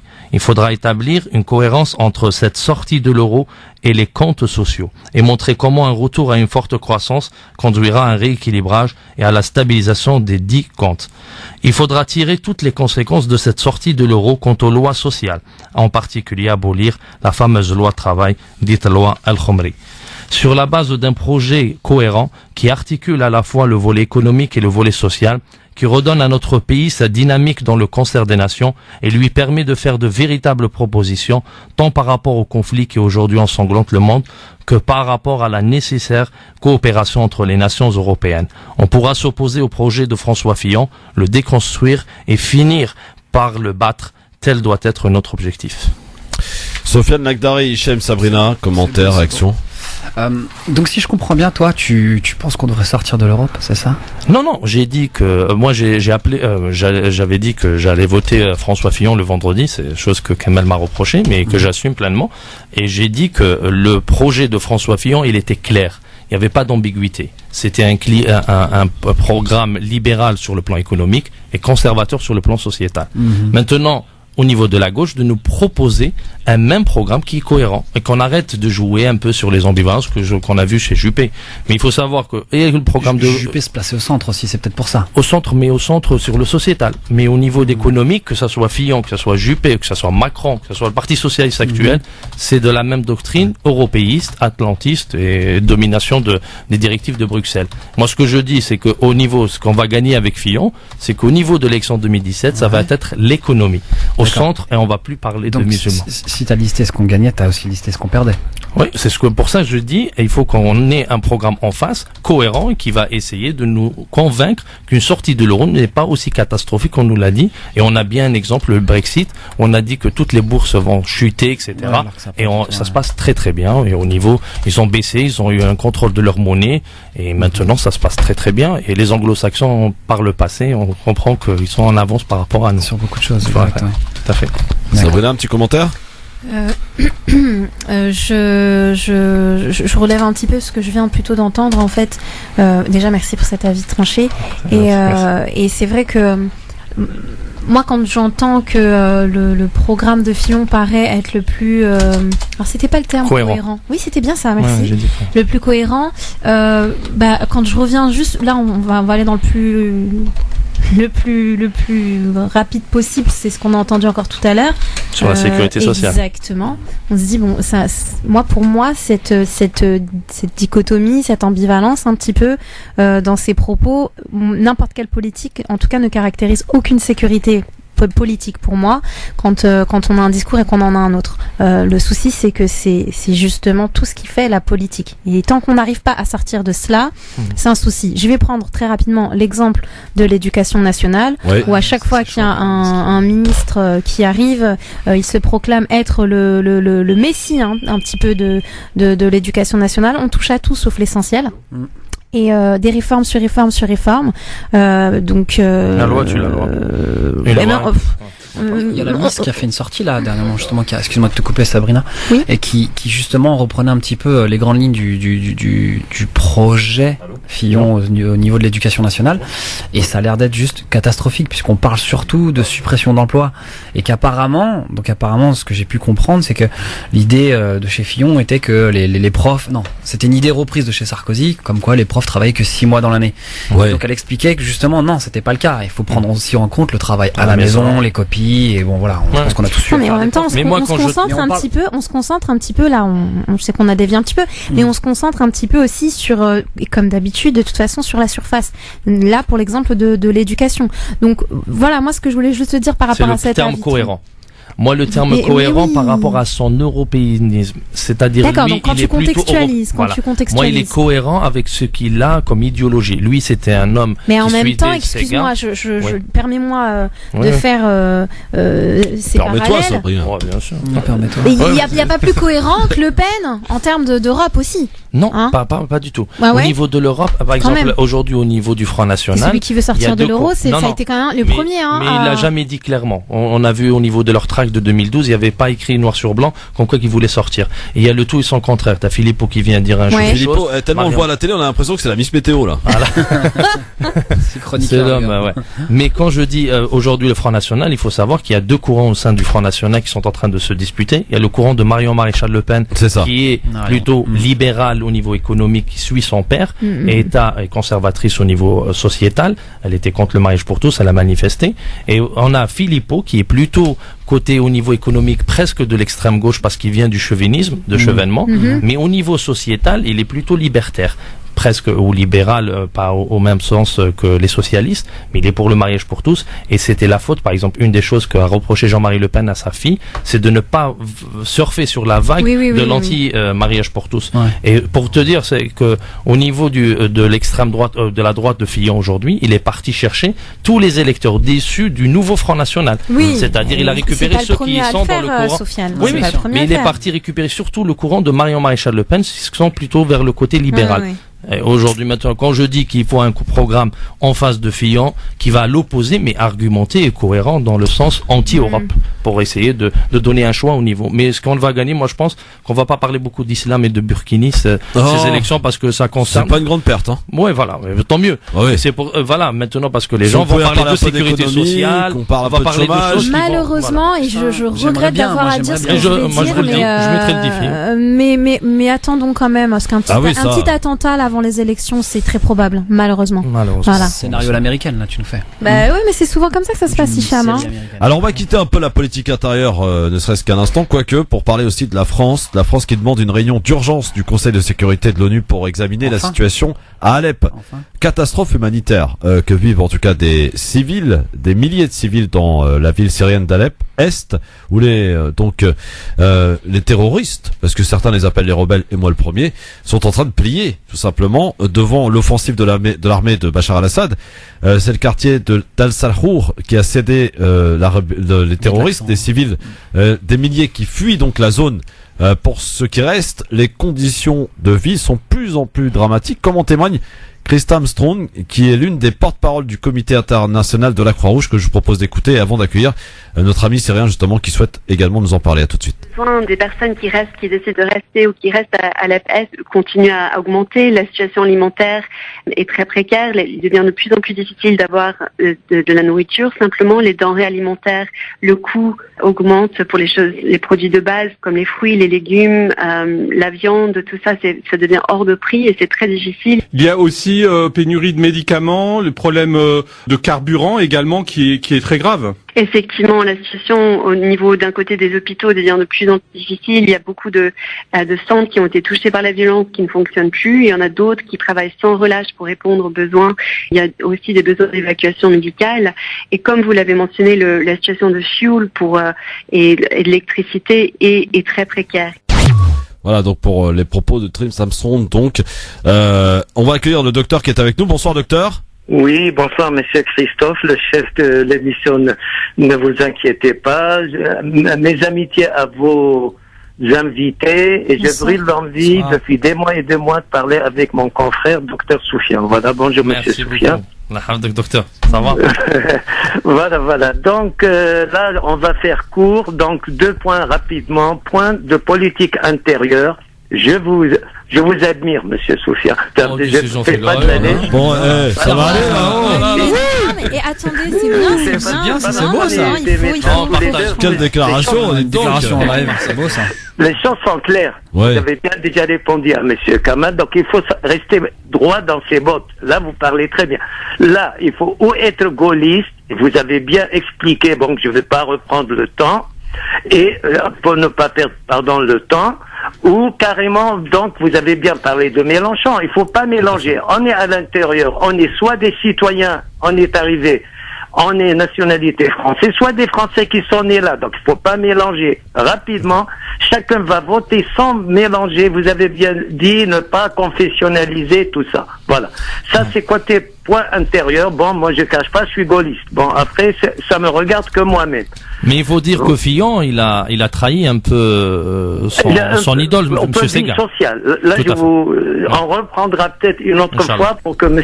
Christophe... Docteur, j'ai une question à vous poser. Est-ce que la chute d'Alep pour les terroristes, est-ce que cela dessine finalement la fin des conquêtes terroristes en Syrie, ou c'est encore trop tôt? Non, voilà, donc on reprend vite la Syrie en parce que j'ai la pub, rapidement. Oui. Le point, je vous réponds à cette question de chute. Maintenant, humanitaire, pitié, c'est tout ce que je dis, on va parler humanitaire. Les gens là-bas souffrent à Alep-Est. Monsieur Christophe, rappelez-vous, avec Monsieur Tariq Mami, faites vite, docteur, j'ai la pub. De votre antenne, on a bien parlé que Alep est divisé en deux. On a parlé de Sykes-Picot, des feintes. On a parlé d'arrangements russo-américains, tout ça. Il y a une population qui souffre actuellement. Tous les pays, vous avez très bien parlé, 83 pays se battent là-bas. Se battent. Maintenant, il faut trouver une solution maintenant rapidos, quick, très rapide, en urgence, pour ces populations. Vu que les Russes actuellement, sans donner raison totalement, actuellement aident. Ils ont envoyé le blé. Personne n'en a parlé dans les médias. Juste très rapidement, on sait qu'il y a des temps et des temps du blé, de farine, du pain qui arrivent. Ça en urgence, plus les médicaments de la mairie. Docteur, je suis désolé, on peut pas poursuivre parce que j'ai la pub malheureusement, et ça elle n'attend pas. Et vous savez qu'elle me coupe si je la lance pas. Donc pour être tout à fait clair et transparent au niveau technique. Donc je suis obligé de vous laisser et vous nous rappellerez quand docteur Sofiane sera là, j'en suis sûr, puisque c'est votre idole visiblement. À tout de suite. Ah bah attendez, faut assumer au bout d'un moment. À tout de suite.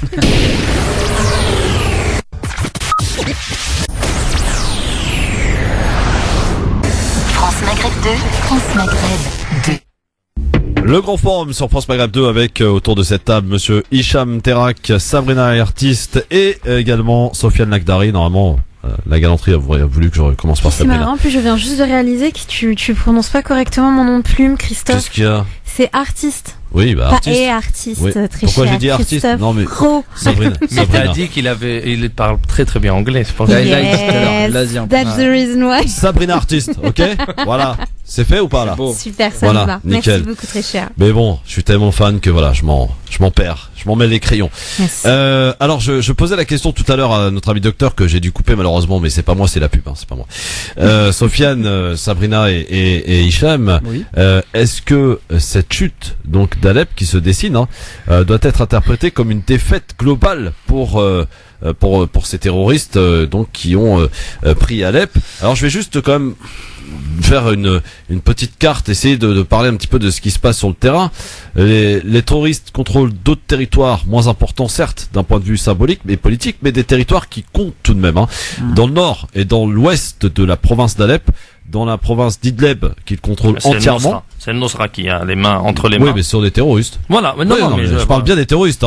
Il y a des terroristes, mais pour certains, c'est des rebelles ou c'est des modérés. Parce qu'ils sont du camp, voilà, en fonction de son point de vue, bien sûr. Mais ça, voilà, la ville de Nosra, la ville d'Idlib, elle est entre les mains de Nosra, et dans la ville d'Al-Raqqa, qui est entre les mains de l'État islamique. est à la ville, par exemple, d'El Beb, que veut récupérer aujourd'hui, qui est au nord de la Syrie. Dans le nord de Homs aussi. Voilà.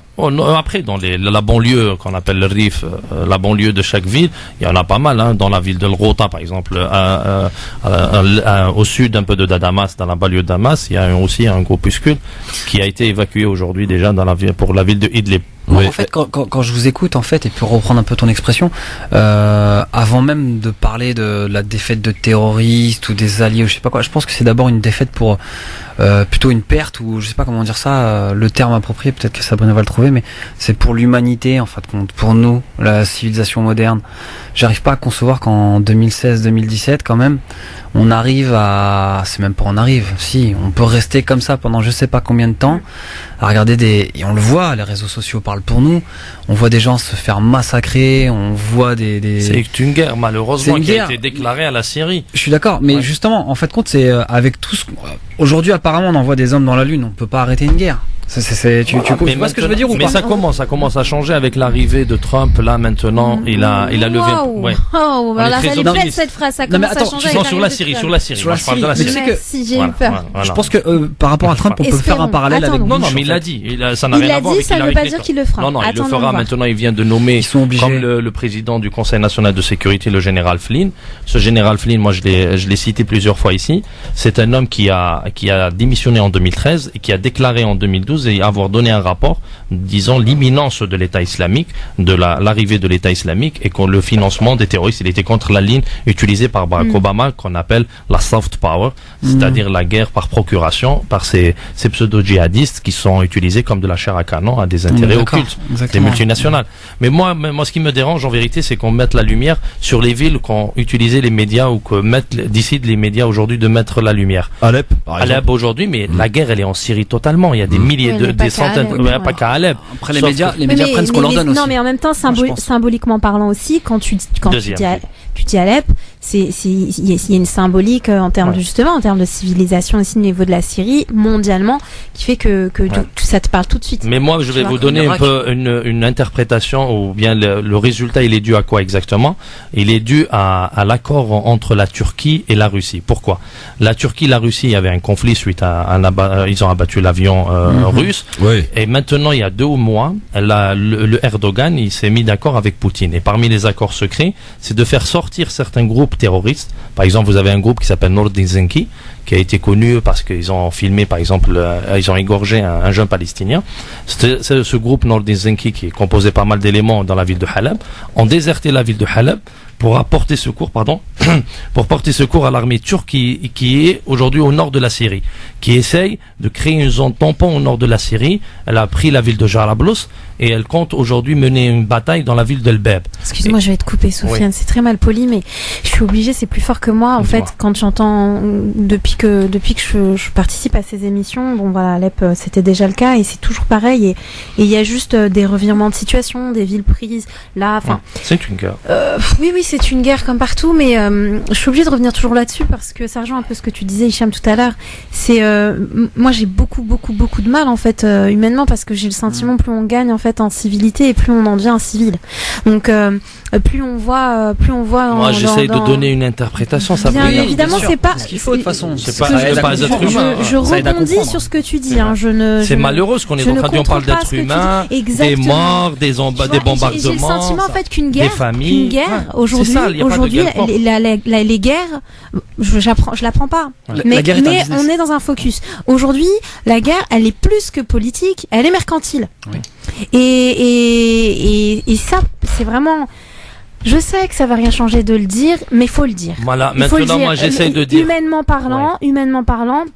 C'est une catastrophe. Donc, d'accord, on se rend compte de l'actualité, on va en parler, on va voir ce qui se passe, les changements, les connexions, les déconnexions. Voilà, politiquement parlant, ce qui se passe. Ceci étant, sur le terrain, il continue à y avoir des morts. C'est-à-dire, en fait, qu'il y ait des connexions ou pas, qu'il y ait des accords politiques ou pas. Mais en fait, sur le terrain, Alep n'est plus rien d'autre qu'un nom, Alep. Moi, je reste persuadé que ce pays va se reconstruire encore il va être plus beau qu'il était avant. C'est une guerre malheureusement qui a été déclarée contre la Syrie parce qu'elle ne voulait pas se soumettre. On a utilisé comme quoi que c'est des démocrates, des révolutionnaires. On voit bien les villes il y a des villes qui sont entre les mains de ces fondamentalistes. Ils n'ont pas pratiqué de démocratie ou de liberté.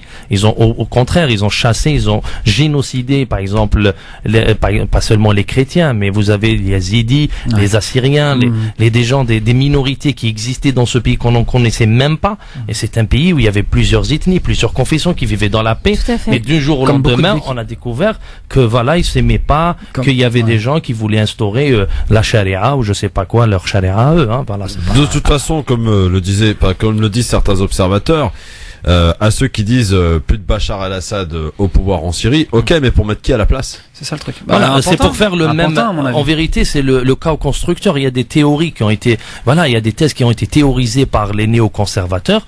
C'est ce qu'ils ont fait aujourd'hui en Libye. Il y a ni chiite ni sunnite. Si c'était vraiment un problème chiite-sunnite, en Libye, ça serait vraiment la Californie. Aujourd'hui, en Libye, on découvre qu'il y a les Tripolitains, la Cyrénaïque. On trouve des tribus, on trouve des conflits qui existaient depuis des siècles. On les ressort. On va jouer dans les contradictions de Soufiane, toi qui connais bien le dossier, clairement, pour ceux qui nous écoutent, même pour moi d'abord, pourquoi il y a la guerre là-bas?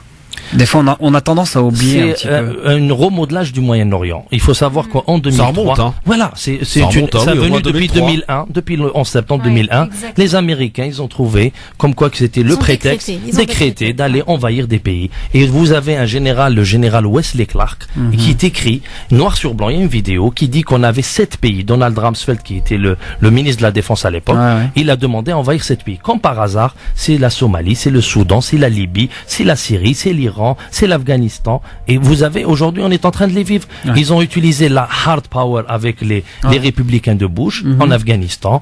Ils ont utilisé la même chose en Irak. Ça n'a pas marché, ça coûte énormément d'argent, ça a fait énormément de victimes de soldats. Ça n'a pas marché, c'est que ça n'a pas marché pour eux. Ça n'a pas marché aux yeux du monde, mais après officieusement, il y a beaucoup de choses qui se sont passées. Voilà, la division de l'Irak, ça avait commencé avec l'Afghanistan. Voilà, après l'Irak, vous avez le Soudan qui est divisé, on l'oublie, les divisions en deux. Vous avez la Somalie complètement. On appelle maintenant, quand un pays qui est vraiment en voie de perdition, on parle de la somalisation. C'est devenu même un terme qui prédit la désertion complète de la population. Mais ce qui est amusant, c'est qu'aujourd'hui, grâce aux médias, lorsqu'on sait qu'un pays va, entre guillemets, se prendre les foudres un petit peu de la démocratie, je dis bien démocratie, parce qu'on entend toujours d'implanter la démocratie, voilà.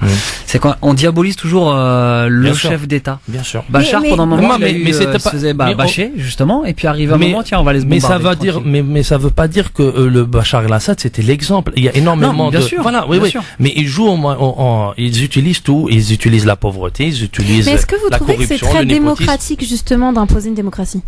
Non, c'est pas démocratique. Mais est-ce que c'est le but d'imposer la démocratie? Ils utilisent le prétexte, c'est comme dans le 19e siècle, où le colonialisme, c'était pour civilisationner des peuples barbares. Aujourd'hui, c'est de démocratiser des populations. Apporter la paix, la démocratie, à coup de F-16 et à coup et on a un Bernard-Henri Lévy qui nous a implanté la démocratie en Libye. Vous avez le meilleur exemple. Ouais. D'ailleurs, tiens, vous avez vu que sa femme va être chez Miss France samedi? C'est bien. Cherchez l'erreur. Cherchez l'erreur. On va prendre un peu la direction de nos auditeurs. Ah non, mais c'est une catastrophe. Hedi, bonsoir. Bonsoir. Salam alaikum à vous tous et à vous toutes. Salam. Et merci pour vos émissions. C'est des très bonnes émissions. Avec de très bons sujets. Oui, moi je voulais parler à propos des élections. Oui. Je voudrais faire une précision à propos de Monsieur Macron. Les propos infâmes qu'il a tenus la semaine dernière à propos des bienfaits de la colonisation. C'est un véritable scandale, quoi. Et ce personnage qui est ultra-libéral et qui vient dire que la colonisation, c'est des bienfaits. C'est inacceptable. Alors, Eddy, si je puis me permettre, pour être pour aller tout à fait transparent, il a effectivement dit ça, mais il a effectivement que la colonisation a apporté aussi de la barbarie. Oui, mais non, mais attendez, faut aller au fond des choses. Il a quand même dit. Oui. Il a quand même dit. Et maintenant, je voudrais revenir à propos des élections. Il y a Fillon qui a quand même dit que c'était aussi un échange de culture, je crois. Oui, mais quelque chose comme ça. Fillon, il est pour une société monoculturelle. Ouais, je trouve ça sympa. Moi. Maintenant, je voudrais venir aux élections. Il y a eu les élections à droite à propos des primaires. Il y a eu des électeurs de gauche qui ont été votés. Moi, j'appelle ça un vote utile et tactique. Pourquoi? Tout à fait. Sarkozy a été éliminé dès le premier tour. Oui. Quand on connaît cet islamophobe, celui-là a clivé, a fragmenté la population française et a poussé à la haine. Donc il a été éliminé. Je trouve que c'est une très bonne chose. Oui. Je dis aux électeurs et aux électrices de gauche, vous avez bien fait d'avoir été voté. Moi, malheureusement, je ne peux pas voter parce que je suis de nationalité algérienne. Donc je ne peux pas voter. Ils ont renfloué les caisses aussi un petit peu. Voilà. Je dis ça à tous ceux qui vont voter. Je leur dis, allez voter parce que c'est utile. Et à propos de la gauche, de la primaire, moi je voudrais dire une chose qui est très importante. Le vote est très important parce que c'est utile et puis il faut l'utiliser d'une façon tactique. Et intelligente. Intelligent et tactique. Qu'est-ce qu'on voit à propos de la primaire à gauche? Vous avez Hollande et Valls. Tous les autres candidats, à part un, aucun ne peut battre Hollande-Valls. Il n'y en a qu'un qui peut battre Hollande-Valls, c'est Montebourg. Voilà. C'est le seul. De maire algérienne. C'est le seul parce que tous les autres candidats Voilà, ce chauviniste exacerbé qui revient au galop. Hein. Ils n'ont aucune chance. nous Et sortir le drapeau, là. vous regardez tous les sondages, c'est le seul qui peut les battre. On verra. Et il va les battre. Je prends par exemple des gens que je connais, un bon nombre, qui ont été s'inscrire, des gens que je connais, et la plupart vont aller voter pour Montebourg ils vont voter pour Montebourg pour éliminer Hollande et Valls à la primaire. Moi, en toute honnêteté, définitivement. Je pense qu'il est trop tôt encore pour se prononcer. Oui, d'abord, on sait même pas si on y aller. Ils ont été s'inscrire. Il y en a qui ont été s'inscrire depuis un moment, d'autres qui se sont inscrits la semaine dernière des gens que je connais. D'autres ont été s'inscrire même aujourd'hui. Et ils veulent se débarrasser d'Hollande et de Valls. Hadi, excuse-moi. Qu'on s'arrête au niveau des personnes, c'est un peu minime. Il faut attendre un peu le programme de Montebourg. Mais moi, ce que j'ai cru entendre de Montebourg est très intéressant. Il parle de la démondialisation. Justement, tu as raison de ça. Voilà, on s'arrête pas au niveau des personnes. Il a écrit un livre qui s'appelle La démondialisation. Tout à fait. C'était le premier à en avoir parlé avant tous les candidats, qui est édité chez Flammarion, qui est un succès, c'est un best-seller. Par contre, son épouse est pas très tendre en matière d'islam. Hein. Si on va vraiment analyser à partir des gens qui parlent bien de l'islam et tout, on va voter pour personne. Alors voilà, qu'on essaie un peu de mettre sur une balance. Non mais là, c'est lui qui se présente, c'est lui qui est le candidat. On en arrive là quand même. Il a une vision à moyen terme et à long terme. Bon. C'est le seul. Et autre chose, je voudrais dire une chose qui est très importante. Oui, qu'est-ce qu'il a dit? Lors de sa rentrée à Frangy-en-Bresse, en Saône-et-Loire, c'est le seul homme politique qui n'a pas honte de ses origines. Tout à fait. Je le précise. Devant la France entière, faut le faire. Il n'y en a aucun dans notre communauté qui est capable de faire ça, qui dit, moi, je suis moitié algérien, moitié français. Je suis fier d'être français, je suis un patriote français, mais je renie pas mes origines algériennes. C'est le seul à ce niveau-là, au niveau national. Faut pas qu'il le dise trop fort parce que ça risque de lui coûter. Ah non, mais il le dit à la télévision. Il faut être clair. Sous-entendu que dans le coffre de sa voiture, il y a un drapeau algérien, c'est ça? De le dire. Ouais, peut-être. Et il crie 1, 2, 3, vive l'Algérie, évidemment. Je suis sûr. Merci, Hedi, à bientôt. Merci, Hedi. À bientôt. En cachette. Qu'est-ce qu'il y a, Sabrina? Je te sens offusqué, là. Qu'est-ce qu'il y a? Non, sur une expression, absolument pas sur toi, et puis t'as le droit de la dire. Mais je me dis, si on en arrivait là, de Sofiane, est-ce que tu acceptes de redire ce que tu as dit, s'il te plaît? Moi je dis qu'on s'arrête pas qu'à l'islam. Si on arrive, non, c'est pas ce que t'as dit. Ah bon? Si on en arrive en gros à voilà, au niveau de dire si on va voter pour personne, en gros, si on commence à filtrer, à chercher qui ne s'attaque pas à l'islam. On va voir au niveau politique que tout le monde a tenu au moins un propos. Là, il parlait de sa femme. Ce n'est même pas Montebourg. Peut-être certains vont revenir à son ex Audrey Pulvar. Ouais. Peut-être ils vont revenir après à son voisin, avec qui il déjeunait tout le temps. C'est-à-dire, on va trouver toujours quelque chose mais moi je souhaiterais qu'on vote pas seulement sur une islamophobie, une islamophilie, mais sur un programme global, économique, sociétal, qu'on se positionne en tant que Français, pas seulement en tant que musulman, on aura ce discours-là, en tant que Français de confession. Mais attention, on aura ce discours-là à la fin. On est vraiment aussi quand on sera dans la dernière ligne droite. On est aussi obligé un petit peu, c'est vrai ce que tu dis, on doit se positionner en tant que citoyen français et non pas en tant que musulman. Mais attention, mais attends, il y a un truc qui est important à dire, c'est que on va la chercher, mon islamité. On va la chercher. Moi, je mets en avant ma citoyenneté. Peut-être. Mais ceci étant, on va chercher mon islamité, on pointe le doigt dessus. Donc, mais à nous de les remettre à leur place et de dire on est français. Moi, je pense que c'est le même piège aujourd'hui, ce communautarisme. Sofiane, qu'on essaie de nous l'imposer. Oui. Mais maintenant, on est entre nous, on essaie de, voilà. Il faut la prendre, la parole aussi, j'aime, hein. Non, mais maintenant, moi, je pense qu'avant, on avait une génération, on nous pointait du doigt nos origines ethniques. Vous êtes algérien, marocain, c'est-à-dire séparés de l'ensemble de la communauté nationale française. française. Et aujourd'hui, vu que beaucoup s'identifient en tant que Français, s'investissent dans ce pays, on leur a sorti leur confession. Et on nous dit que c'est dans la sphère privée, mais on nous sort à chaque fois qu'on les voit, vous êtes de confession musulmane. C'est à nous de leur dire non. Moi, je suis français, vous n'avez pas à parler de ma religion. Mais c'est ce que j'entends. Moi, personnellement, c'est quelque chose que j'entends. Et c'est ce qui dérange le plus. Aujourd'hui, vous avez des racistes et des gens qui sont la fachosphère qui nous essayent de rabâcher le communautarisme pour qu'on se replie sur nous-mêmes et qu'on reste marginaux au niveau de la société complète. C'est ça le défi qu'on a pour moi, à mon sens. Les 10 prochaines années, c'est à nous de ne pas tomber dans ce jeu. On doit vraiment s'investir à tous les niveaux. Et voilà, quitte à faire des petites concessions, mais on l'espère ne pas les faire. Oui, en tout cas, vos appels en direct sur votre radio France Maghreb 2 01 40 33 9000, bien sûr, pour nous appeler, pour prendre part à la discussion. Est-ce que vous avez suivi, pour finir, pour être tout à fait plus léger, avant de parler de vos coups de cœur, messieurs et mademoiselle, madame, pardon. Merci. Donc, ça ferait pas plaisir à certains quand même. Oui, mademoiselle, ça existe encore ou pas, mademoiselle, déjà? Bah oui, on peut dire mademoiselle. Il y avait une loi que tout le monde en devait appeler, tout le monde madame. J'ai même pas suivi. Ah oui, c'est vrai. Donc j'étais très madame artiste. Sabrina, vous avez suivi que la gendarmerie a fait fermer le site zone téléchargement? Ah non. Si, j'ai vu ça sur internet. On voit les gens qui téléchargent illégalement. C'est un vrai geek, moi je suis geek, voilà, j'assume pleinement ma geekité. Et alors là, ça a été la risée du web, parce qu'il y a plein de gens qui téléchargent illégalement, et c'est pas bien, je le rappelle évidemment. Et Zone Téléchargement était un site qui permettait de télécharger et surtout de contrer la fameuse loi Adopi. Vous savez, quand on télécharge illégalement, la gendarmerie a fait fermer et a arrêté aussi des gens qui l'utilisaient. Ça peut coûter cher cette histoire, mais en tout cas, il ne va pas tarder à y avoir un autre site qui va apparaître très vite. Tu sais qu'il y en a énormément des sites. Et puis aujourd'hui, le téléchargement proprement dit. Est-ce que vous avez déjà téléchargé illégalement une fois dans votre vie? Soyez francs. Ah ouais, bien sûr. Alors, j'ai essayé une fois dans ma vie. Mon ordinateur n'a pas survécu. Depuis, je peux te promettre que je ne touche plus. Eh ben, vous savez ce qui m'est arrivé. Moi, je l'ai fait. Alors, je le faisais pas de manière quotidienne comme certains. Non, sérieux. Et tu sais quoi, j'ai reçu un truc d'Adopi, une lettre à la maison. Un petit deuxième avertissement. Je dis mais il est où le premier? Ah bah le deuxième déjà. Vous risquez une amende de 1500 €. Je dis oula, d'accord. Pour avoir téléchargé, alors c'est pour dire des conneries, je crois que c'était le dernier album de Soprano. Vous voyez. Donc je lui dis Soprano, je t'aime bien, mais ça mérite pas les 1500 balles quand même. Donc voilà, maintenant du coup, je me suis résigné. Allez, on passe à vos coups de cœur, c'est parti. France Maghreb 2, le coup de cœur. Et par élégance, on va commencer par Madame Artiste, bien sûr, pour son coup de cœur. Alors mon coup de cœur, ça concerne en fait, j'ai été invitée samedi 10 à l'Institut Gustave Roussy, vous connaissez, voilà, dans le service pour pouvoir apporter un petit peu des moments de joie aux enfants qui sont malades, dans le service des enfants qui sont atteints de cancer, puisque c'est un institut qui est spécialisé là-dedans, pour animer des ateliers d'art-thérapie. Et donc ça, c'est la petite. Oui, car Sabrina est art thérapeute spécialiste du comportement. Merci Christophe.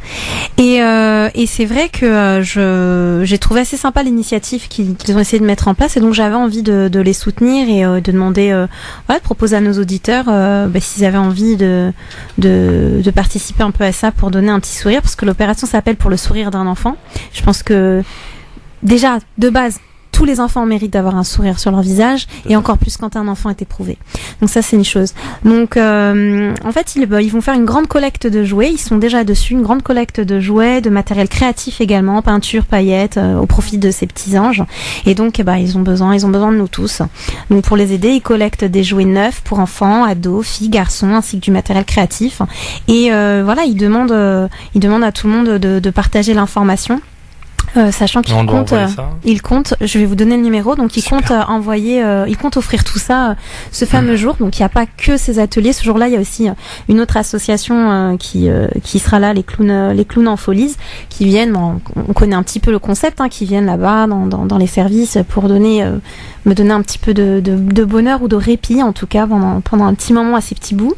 Et donc ce qu'il faut faire, c'est appeler le 06 74 Que je dise pas de bêtises. 06 74 34 24 69. 06 74 34 24 69. Sinon, n'hésitez pas également à me contacter sur ma page Facebook Sabrina Artist, HEARTIST. Par MP, je vous mettrai en contact avec l'association qui fait ça. Donc l'association s'appelle Oumana. Oumana, et c'est samedi 10 décembre. Voilà. C'est ça, hein? Ouais, D'accord. samedi 10 décembre, mais la Et c'est collecte, c'est-à-dire qu'ils vont offrir, c'est à l'hôpital, c'est à l'Institut Gustave Roussy. Donc en fait, D'accord. la collecte, elle se fait d'ores et déjà. Ouais. Vous les contactez et puis voilà. Alors juste, je termine sur ce petit coup de cœur, parce que moi, je suis maman et c'est quelque chose qui pour moi est essentiel. Donc je l'ai déjà fait avec, pareil, des enfants en Syrie ou d'autres pays, peu importe. Mais c'est hyper intéressant de prendre tes enfants, d'aller que ce soit en magasin. Bon, déposer les choses, ça c'est encore autre chose parce que là, le cas il est un peu particulier. Mais ceci étant, de les vraiment de les sensibiliser. les sensibiliser, les sensibiliser dès le départ, du point A au point B, juste ne pas juste leur en parler, leur dire il y a un petit enfant, voilà, il est malade, il est comme toi. Et qu'est-ce que toi t'aimerais? Et ce que tu veux pour toi, eh ben on va le prendre pour lui. Voilà, juste pour le petit geste à faire. Merci pour ce coup de cœur, Sabrina. Sofiane? Un grand coup, voilà. Moi, j'ai noté le numéro. Oui, non, mais ton coup de cœur à toi maintenant. Je pensais qu'il fallait réagir. C'est bien. On réagit pas au coup de cœur. On projette, là, il était déjà. On réagit aux avis tranchés, mais au coup de cœur, non. On a parlé de l'Algérie, alors mon algérianité ressort aussi de mon coup de cœur. Voilà. Moi, je voulais parler de l'agence spatiale algérienne. Oui. Ça existe, hein. Oui. Elle vient d'envoyer il y a 2 mois ou 3 mois 3 satellites à partir de l'Inde, avec une équipe 100% algérienne. Malheureusement, on met pas beaucoup de lumière quand ça marche dans nos pays d'origine, en Afrique du Nord. Alors voilà, ça sert à rien. Alors ça sert à quelque chose aujourd'hui. Et ces satellites d'observation, ils servent en vérité à protéger et sécuriser le territoire national, c'est-à-dire avoir plus d'autonomie, d'indépendance. On ne dépend plus de puissances étrangères afin de nous donner certains. Et ça, c'est dans la lutte antiterroriste ou autre chose. Et aujourd'hui également dans la prévention des risques naturels et de la connaissance des ressources naturelles qui existent dans les sols et dans les sous-sols d'Algérie ou d'Afrique du Nord. Et ça, une coopération avec la Tunisie, avec la Mauritanie, avec le Niger, avec le Tchad, etc., qui vendent un peu ces images ou qui avec une coopération. Et pour septembre 2017, il y a un satellite de communication qui est en programmation pour être envoyé en partenariat cette fois-ci avec la Chine. Et ce satellite, il permettra en vérité de renforcer la souveraineté nationale dans les domaines de la télécommunication et de la télédiffusion et la radio, la téléphonie également. Voilà, moi je voulais donner un coup de cœur parce que c'est une équipe 100% algérienne et avec une coopération de pays comme l'Inde et la Chine. Voilà, c'est pour dire que l'orientation aujourd'hui c'est vers l'Est. Voilà. J'ai 1 minute, Hichem, pour un coup de cœur. Alors moi j'ai pas vraiment un coup de cœur, je t'avoue, je te dirais, c'est plutôt un petit coup de gueule en fait. Là un petit coup de gueule d'un Parisien. Voilà, qui est toujours en voiture, il a ses habitudes de banlieusard, et en fait c'est une galère pour trouver une place. Alors quand tu trouves une place, des fois c'est une demi-place, des fois c'est une demi-place, même si t'as une petite voiture. Bah, prends les transports en commun, j'y arrive pas, il y a trop de monde. Il y a trop de monde et puis tu risques de marquer que la SNCF se prend des amendes, passer une demi-heure de retard apparemment, obligé de rembourser. Ça s'appelle RATP ici. Hein. Ouais, bon, enfin bref, écoute. Et ça marche. C'est la misère. Ouais, c'est la misère. Moi c'est la misère. Les non mais transports, vous polluez avec vos bagnoles. Non mais en plus, Madame Hidalgo, fermer les berges, c'est sympa l'été, mais après il y a des gens qui viennent de loin, qui font du trajet, c'est la misère. Mais c'est pas aussi écolo qu'on nous dit, hein. Il y a une commission qui a donné le résultat inverse de ce qui a été voulu. Voilà, exactement. Mais quoi qu'il arrive, je crois qu'elle va rester sur ses positions. Donc ton coup de cœur, c'est de vouloir te promener un peu sur les berges. Et à partir du 1er janvier 2018, vu comment il fait froid, tu sais, les transports en commun, c'est chaud. À partir du 1er janvier 2018, ils vont privatiser les amendes. C'est une société privée qui va s'en occuper. C'est pas normal ça. Alors déjà, les autres agents qui existaient, ils vont partir maintenant dans les mairies, ils savent pas où ils vont aller. Vous qui nous écoutez à Dijon, à Marseille, à Metz, machin, vous êtes scandalisés par le coup de gueule de Hicham, je vous comprends. Voilà. Et ben il a qu'à prendre le métro et le RER, le bus, qu'est-ce que vous voulez. Facile. Il fait chaud dans le métro, Hicham. Il fait trop chaud justement, tu vois, c'est ça. Quand mais c'est bien, moi tu rencontres des gens, t'es pas dans ta bagnole en train d'écouter ta musique à fond. Je pense que s'il y a plus un rapprochement physique que rencontrer vraiment les gens. En plus t'as le bruit et t'as l'odeur, comme disait un certain Jacques Chirac, à qui on souhaite un bon anniversaire d'ailleurs. Dans un instant, j'aime ou j'aime pas à suivre, tout de suite. France Maghreb 2, France Maghreb 2. Le grand forum sur France Maghreb 2, merci d'être avec nous et pour conclure cette émission avec Hicham Terak, Sabrina Artiste et Sofiane Lagdari. Tu vas nous faire le coup du bonjour à chaque fois ou c'est comment Hicham? Ouais, pourquoi pas. D'accord, Bonjour. ok. Bonjour, enchanté, bienvenue. Donc c'est parti pour finir cette partie interactive avant de passer à la Myanmar pour l'éphéméride et de sport, nous parlerons aussi. Et bien sûr de télé pour les programmes, pour ceux qui souhaitent regarder la télé, vous saurez ce qui se passe ce soir à la télé grâce à Jérémy tout à l'heure, mais pour l'instant voici le j'aime ou j'aime pas. C'est un peu le principe des réseaux sociaux, Hichem. Facebook, Twitter, j'aime pas, ou alors je peux dire je m'en fous aussi. Bonjour. Voilà, très bien. Alors, le Koweït interdit les volailles et les œufs en provenance d'Algérie. J'aime pas. Avec l'accent. Non, mais vous auriez pu me demander pourquoi, surtout. Ouais, C'est ce déjà que j'allais surtout ça, dire. exactement. Parce pourquoi. qu'apparemment, il y a eu des cas de grippe aviaire détectés en Algérie. Même ici en France. Même ici en France, il y en a un, il paraît, ouais. Bon, Absolument. Écoute, ouais. Donc on n'aime pas. Ouais. J'aime pour le côté sanitaire, mais sinon, symboliquement, ouais, bon, écoute, c'est sanitaire. Moi, je pense que l'Algérie va faire un peu comme les visas, du coup, de l'autre côté. Ah, la réciprocité, Ouais, c'est bien ça. sûr, ça, Algérie, c'est bien connu. Une centaine de colons israéliens juifs seraient entrés de force dans la mosquée d'Al-Aqsa, 3e lieu saint de l'islam. J'aime pas du tout. J'aime pas du tout. Et en plus, j'aime pas 4 fois d'affilée parce que c'est pas la première fois. Ouais. Voilà. Et C'est régulier, je crois qu'on en parlait en antenne tout à l'heure. Je pensais qu'ils allaient quand même être un peu plus concentrés, malheureusement, en tout cas sur les incendies. Donc non, j'aime pas. En plus, il y a eu des cas de solidarité, hein, je lisais Ouais, sur absolument. Internet. Très beau cas de solidarité. Tu vois, Mais et où c'est sont, dommage et où sont les 1,5 milliard de musulmans? C'est ça. Le 3e lieu saint qui vient d'être piétiné. Peut-être un jour on va se réveiller, on va nous dire qu'il a été détruit. Ouais. Alors, Cambadélis, on s'en fout, faut qu'on aille vite. Libye, l'Algérie réitère son opposition à toute intervention étrangère. J'aime. T'as fait exprès que tu parles de l'Algérie? Non, pas du tout. C'est quoi? J'ai même pas écouté. L'Algérie réitère son opposition à toute intervention étrangère en Libye. Ouais, ok. Moi, j'aime. Ok. Quoi, j'ai ok. J'aime pas. J'ai le droit de dire ok, non? Bon, d'accord. Voilà. Et puis, je voulais vous parler parce que c'est important ce qui s'est passé à Bondy, cette petite Soumaya, âgée de 11 ans, qui dormait tranquillement dans sa chambre au 4e étage de son appartement et a été touchée par une balle perdue. Alors on peut se dire mais attendez comment elle a fait pour passer. Bah oui, ce sont là des murs en papier visiblement dans cet immeuble de Bondy. Effectivement il y avait une fusillade dans la rue et la petite fille qui dormait tranquillement s'est pris une balle. Heureusement elle n'est pas morte, elle a été blessée. Mais imaginez-vous donc votre enfant qui dort dans sa chambre tranquillement le soir et se prend une balle perdue dans sa chambre. On en est arrivé là. Bien sûr, je pense qu'on est tous d'accord sur cette table à ne Oui, pas ça, aimer. on est d'accord. Mais au-delà de ça, de se dire aussi normal quoi, la criminalité dehors dans la rue comme ça, une balle perdue, voilà. Un bout de States un petit peu ici sur Paris parce que à Marseille, bon, c'était déjà le cas quoi. Ouais. Et dire que Trump voulait qu'on ait chacun une arme, hein, c'est ça? Ouais, le modèle américain. Ouais, le modèle américain. Ouais. Sofiane Lagdari, merci. Merci. Monsieur Hichem, bienvenue dans la team du Grand Forum. Merci beaucoup. Tu peux dire bonjour, on y va. Voilà. Bon, au revoir. Bon, très bien. Au revoir. Quel bonsoir chez vous, monsieur. Ma chère Sabrina, là pour le coup, je garde vraiment le meilleur pour la fin.